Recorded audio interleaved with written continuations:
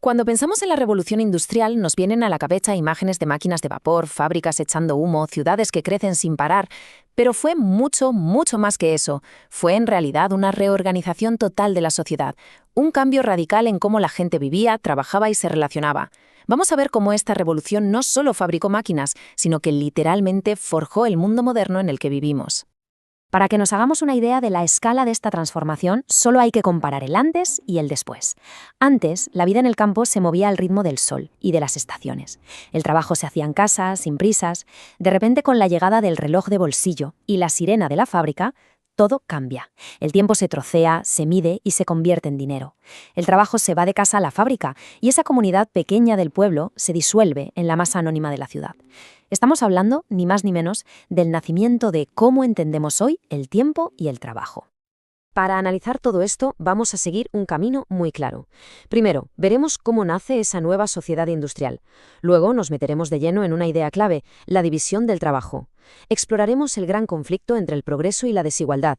Veremos cómo todo esto llegó de una forma muy diferente a América Latina y, para terminar, descubriremos por qué estos debates de hace siglos siguen hoy más vivos que nunca. Venga, empecemos por el principio. El cambio más bestia, el más visible, fue un éxodo masivo.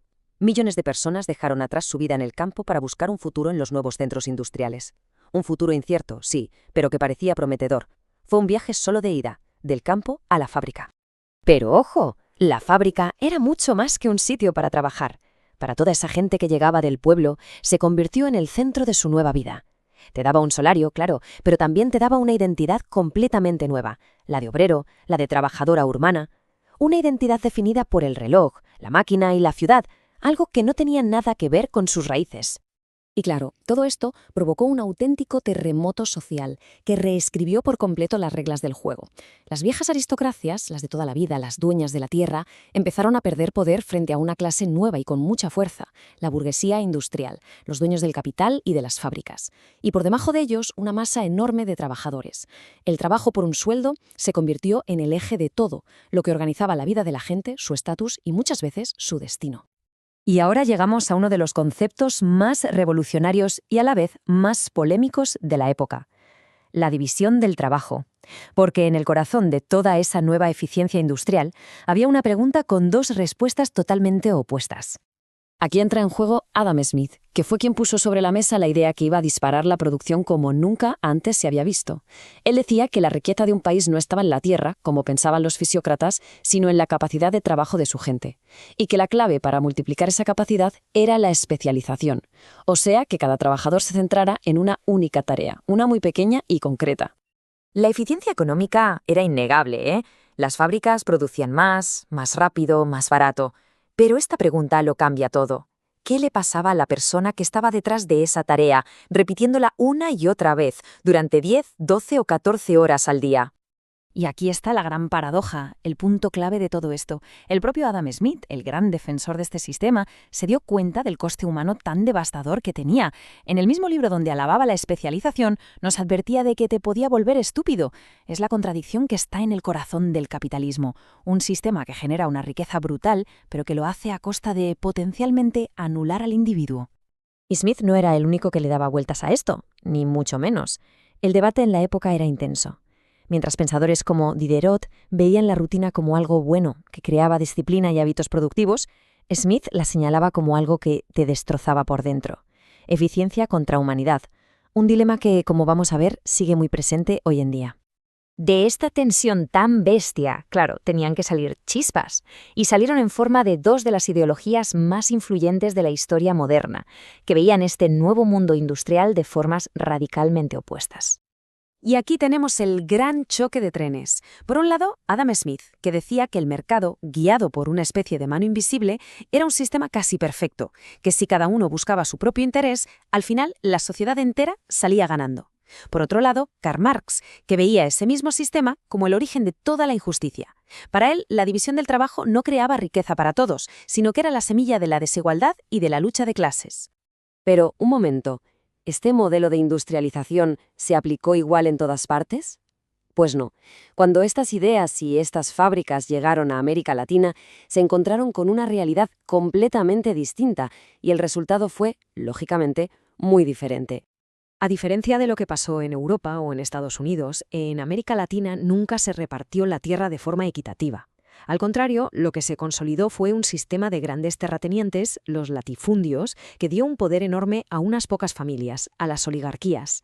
Esto hizo que la industrialización llegara tarde y mal, con un modelo que se llamó ISI, industrialización por sustitución de importaciones, que básicamente consistía en intentar producir en casa lo que antes se compraba fuera. Este camino tan particular tuvo consecuencias muy reales. Y este gráfico del salario en Argentina lo deja clarísimo. No hace falta ser economista para ver esas caídas en picado. Cada uno de esos valles coincide con una crisis política o económica, como un golpe de Estado o una hiperinflación. Nos muestra cómo, durante décadas, el poder de compra del trabajador fue una víctima constante de la inestabilidad. ¿Y si el salario se desploma? ¿Qué pasa? Pues pasa esto. Esta otra gráfica nos enseña la consecuencia social más directa. La pobreza. Se ve perfectamente cómo los niveles de pobreza en las ciudades argentinas se disparan justo en esas mismas crisis. Picos dramáticos que afectaron a millones de personas. El sueño del progreso industrial se daba de bruces una y otra vez con una realidad de desigualdad tremenda. Pero, a pesar de todo, la transformación social siguió su curso. La gente siguió yéndose del campo a la ciudad, la estructura de las familias cambió, aparecieron nuevas formas de trabajo, muchas de ellas informales, y sobre todo, esa desigualdad constante fue el caldo de cultivo para que surgieran nuevos movimientos políticos muy potentes que exigían un cambio. Y con esto llegamos al presente. Porque aquel debate que empezó en las fábricas del siglo XIX no se ha acabado. Para nada, simplemente ha cambiado de escenario. Y ahora se centra en un tipo de trabajo que siempre ha estado ahí, pero que nos ha venido muy bien hacer como que no existía. Hablemos de la economía del cuidado. ¿Qué es esto?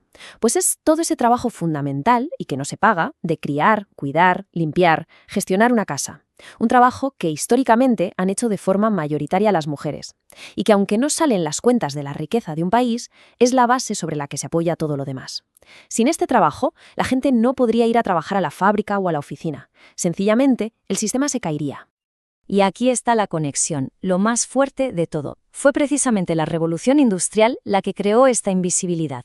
Al separar el lugar donde se producía, la fábrica, del lugar donde se reproducía, la vida, el hogar, se trazó una línea muy clara. El trabajo de verdad, el que se pagaba y hacían los hombres, se hizo público y visible, y el trabajo reproductivo, el que no se pagaba y hacían las mujeres, se quedó encerrado en casa, invisible para la economía. Así que la pregunta que nos deja todo este recorrido histórico es tan importante hoy como lo fue en los tiempos de Smith y Marx. Ahora que empezamos a entender la importancia de todos los trabajos, tanto los que producen cosas como los que sostienen la vida, ¿cómo montamos un sistema que busque el progreso económico, pero sin dejar de lado la justicia social y el bienestar de todo el mundo?